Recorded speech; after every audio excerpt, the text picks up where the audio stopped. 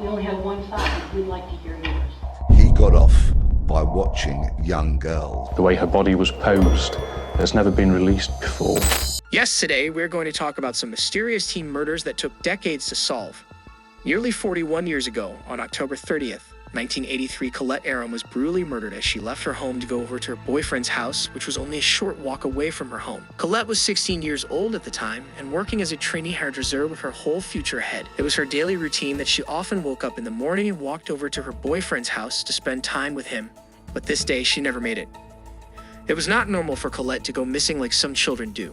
She would have phoned her mom to tell her that she was going somewhere with her friends, but this was the first time that her mom didn't get a call from Colette. Colette was missing her friends, and her family spent the entire night searching for her all over town. Her family got alarmed when she did not arrive at her boyfriend's house, and after a series of frantic phone calls, they called the police at 10:30 p.m. to try to help family and friends search for Colette. At 9 a.m. the following morning, her brother Mark discovered her naked body dumped in a field about 1.5 miles from where she had been abducted. Colette's body had been assaulted multiple times, and she'd have struggled to death. However, the police couldn't find any evidence that pointed toward the murderer, of course. This was back when advanced DNA technology hadn't been developed, so there wasn't much that investigators could rely on, so they reached out to the public help after finding no leads. Colette's murder was the first case to be featured on the BBC TV show Crime Watch, where the producers reconstructed the events of her murder, appealing to the public to help them solve the mystery. As a result, over 400 people called the police to give them tips, and this led to the largest manhunt in the history of Nottinghamshire. The police interviewed 20,000 people, took 2,200 statements, and carried out 5,300 inquiries, but none of them led anywhere, and the killer remained at large. The case eventually went cold. Colette's case was featured again in 2004 at the event of the show's 20th anniversary, but it was a shame that the crime just couldn't be solved. It wasn't until 2008 that the investigators were able to use DNA technology and identification procedures to pursue Colette's case. Once again, after picking up DNA from Colette's body, the police put together a profile of the killer and then once again asked the public to help them trace the suspect. Because the people of Britain were so involved in this particular case, they all got to work, but once again, no leads. Jean Paul's DNA matches the crime scene DNA profile, not entirely, but enough that makes them think, maybe this person is related to the killer. Coincidentally, in 2008, a man named Paul Hutchison was arrested on a monitoring charge. They took his DNA test, and Hutchinson's sample was run through the records. It was a perfect match to Colette's killer, but the catch was Hutchison was only 20 years old at the time, so there's no way he could have killed Colette. It was Paul Hutchison, who was known for causing trouble and secretly watching young girls in Keyworth. When the police caught him, he tried to blame his deceased brother for the murder, but blood tests proved he was the real killer. Paul Hutchison managed to fool his family into thinking he was in the hospital for lung surgery by shaving his head and keeping up appearances. Despite being under suspicion, he stayed near the crime scene for years, anonymously sending letters to the police with just enough details to avoid capture. The police eventually figured out he was a liar. At the time of the murder, Colette lived just 7 streets away from him. On January 25th, 2010, nearly 27 years after the crime, Paul Hutchison was sentenced to life in prison, providing some solace to Colette's family. However, he died from a drug overdose in prison just 9 months after being sentenced, ending his history of violence. 2. Sarah Case. In the winter of 1989, Sarah, an 18-year-old girl, was returning home after a lovely evening with her boyfriend, Matt Uland. They had just enjoyed a date, and Sarah had stopped by Matt's house for a while before she decided to drive back to her place in her black Ford Mustang, a drive she'd made many times. But on the night of December 29th, she never made it home. Sarah's body was discovered by a train conductor in Kansas City the following morning around 10 a.m. close to the rails. The scene was terrifying. She'd had numerous stab wounds, the majority on her back, as well as some on her neck and chest. Although the forensic experts could not count every stabbing wound, they guessed that there were about 22. Her young life was abruptly ended by this horrific event, leaving her friends and family in shock and needing explanations. A train conductor first spotted Sarah's body early one morning. From his train window, he saw something unusual next to his cylindrical bridge support and did a double take. Realizing it was a person, he immediately stopped the train and rushed over to check. Then he went to inform the police. A few miles from where her body was discovered, police found Sarah's car parked along the road. There was no blood or any sign of a struggle inside the car, but there was a noticeable dent on the bumper.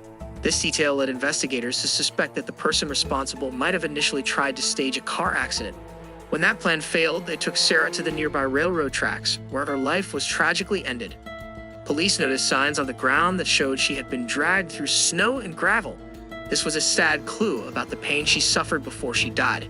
At that time, there were many crimes in the city where robbers would hit a person's car lightly and then rob them when they checked the damage. Initially, people thought this might have happened to Sarah, but her case was different. The way Sarah was hurt made the police think her attack was personal, done by someone who knew her. Cold case investigator Paul Hull said, "This wasn't just a random robbery that went wrong. The attacker knew Sarah. She had been stabbed over 20 times, and a powerful gun was used to end her life. Her body was left in a hidden spot, but luckily, a train conductor passing by noticed her. The autopsy showed Sarah had been dead for 3 days before she was found. As police asked around, everyone said Sarah was kind and friendly, which made her death even more shocking. Suspicion fell on her boyfriend for a while, especially because rumors suggested that his ex-girlfriend, Carolyn Heckard, might have been upset that he was now dating Sarah. The police looked into Carolyn's possible involvement, but they couldn't find solid evidence to prove she did it. Eventually, without more leads, the case went cold, leaving Sarah's family and friends waiting for justice and struggling with their loss. In 2016, everything changed when Carolyn Heckard was accused of murdering Diane Alt, a young mother of 2. This tragic event caused the police to look back at Carolyn's past, revealing a disturbing pattern. Years before, Carolyn had already committed a violent act. She had broken into Diane's home and attacked her in front of her children. This horrific act was driven by jealousy. Carolyn had once been involved with Diane's husband, Tim, and she couldn't accept their breakup. Carolyn's jealousy didn't stop with Diane. She'd also had a history of threatening and harassing other women who were close to her former partners, including a woman named Sarah. This behavior had been hidden from the community. Carolyn was known as a real estate agent and seemed like a devoted mother, living what appeared to be a normal life. The arrest in 2016 was shocking to everyone. Despite her outward appearance, Carolyn had been leading a double life, hiding her aggressive and dangerous tendencies for nearly 30 years. When U.S. Marshals finally took her into custody, they not only charged her with Diane's murder, but also connected her to the unsolved case of Sarah DeLeon.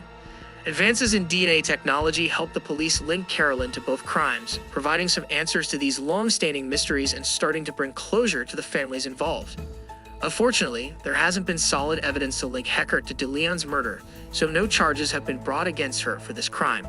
Even more distressing is that Heckard was released from custody without being charged for Diane Alt's murder either, due to not enough evidence. The prosecutors believed Heckard had a motive, but they just couldn't prove it in court. 3. This cold case is one that shook the entire world because of how brutal it was.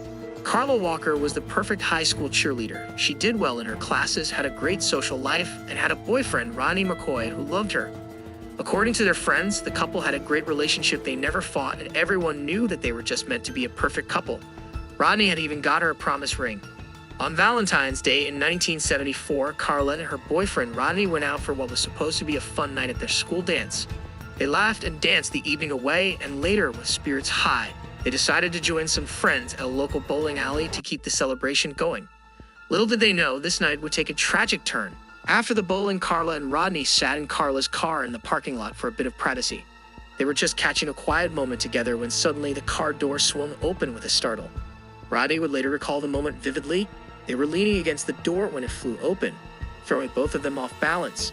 Before Rodney could fully grasp what was happening, he was violently pulled from the car by a man he didn't recognize. This man, a tall white male, didn't say a word as he started hitting Rodney relentlessly. The beating was so severe that Rodney eventually passed out from the blows. When Rodney regained consciousness, the cold night air hitting his face, the first thing he noticed was the silence. The laughter and lightness of their date night had vanished. When he opened the door, we both our heads both fell out of the car, basically. He looked around, his heart sinking as he realized Carla was no longer by his side. He panicked and called out for her, but there was no response. The search for Carla began immediately, with Rodney and her family leading a frantic hunt that mobilized the local community. Carla's body was found in a hidden ditch under a country road, quite a distance from the bowling alley where she was last seen. It was clear she had suffered a terrible attack. She had been beaten, hurt badly, and strangled. This tragic event shattered the community. Carla, a bright and beloved teenager known for her cheerfulness and kindness, mourned deeply the loss of such a young life in such a brutal way, reminding everyone how quickly joy can turn to tragedy. The police found morphine in Carla's body, suggesting someone might have used it to calm her during the attack. The investigators quickly realized this was no random act of violence. It was deliberate, likely driven by jealousy. Yet oddly, they found no physical evidence at the scene. After the attack, once Rodney could gather his thoughts, he gave the police a more detailed description of the attacker.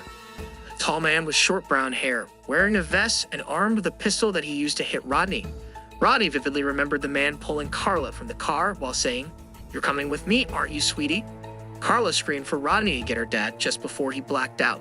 When Rodney woke up around 1 a.m., he rushed to Carla's home, his face covered in blood, interrupting her family's dinner. It only took a moment for her dad to grasp the horror of what had happened. "They've got her. They're going to hurt her bad," Rodney told him. That night, the police launched an extensive search. They found Carla's purse and a gun clip at the scene, but no other clues surfaced until 4 days later when they discovered Carla's body. At the same time, the police received an eerie letter claiming responsibility for Carla's death, but they couldn't be sure if it was from the killer or just a cruel prank. The crime had shocked the small town of Fort Worth, a place where people seldom locked their doors because they felt so safe. The entire community turned out for Carla's funeral, and the tragedy changed the neighborhood profoundly. Trust eroded, and many women signed up for self-defense classes, fearing for their safety. Despite their efforts in setting up a hotline for tips, the police hit a dead end. The only leads they received were anonymous calls suggesting Carla might have been targeted by drug dealers, but nothing concrete. Advanced DNA testing wasn't available at the time, so even though they found Rodney's blood and other bodily fluids on her dress, they couldn't link them to anyone else. As the years passed, the case grew cold with no new leads, leaving the town to remember Carla and wonder about what had happened that fateful night. Some people thought the attacker was a carnival worker or a local boy who had argued with Rodney, Carla's boyfriend, just the night before. But one of the most peculiar tips came from an anonymous man. He called the police claiming he knew who the murderer was. He said the attacker didn't need to kill Carla, only to assault her. However strange it sounded, this clue didn't lead anywhere at the time. The police had already been looking at a suspect named Glenn McCurley. He was 31 years old and a truck driver, previously questioned about another murder, that of Becky Martin, whose death was hauntingly similar to Carla's. Both women had been strangled and found in the same area. Although there was no concrete evidence linking McCurley to either crime, the coincidences were too glaring to ignore. Glenn had a rough past with minor crimes and a troubled childhood, but by the time of the investigations, he had settled down, his wife, Judy, and their 2 sons in a quiet Fort Worth neighborhood. Neighbors knew Glenn as a regular guy who sometimes made inappropriate comments about women, but no one could imagine him as a murderer. For 46 years, the case went cold with no new leads. Tragically, during this period, similar murders occurred, with victims left in ways that eerily mirrored Carla's death. The police were stuck without the right technology to make a breakthrough. Everything changed in 2022 when a retired homicide investigator, Paul Holes, decided to fund DNA testing on Carla's clothes through his true crime show. The only usable DNA was found on the strap of her bra, which led investigators directly to the McCurley family. However, his DNA matched the sample from her bra strap perfectly. Under the weight of this new evidence, McCurley was brought to trial. During the trial, he gave a weird explanation. He claimed he was only trying to help Carla that night after hearing her screams. According to him, he saw her being attacked by Rodney and intervened. Though McCurley was convicted, questions linger about other similar cases as no direct evidence links him to those crimes. The families of the other victims still wait for justice, wondering if the man responsible for Carla's death was also their loved one's attacker. What do you think why these things happened? If you found this video interesting, make sure to watch my next video by clicking right here. Don't forget to like, subscribe, and hit the notification bell.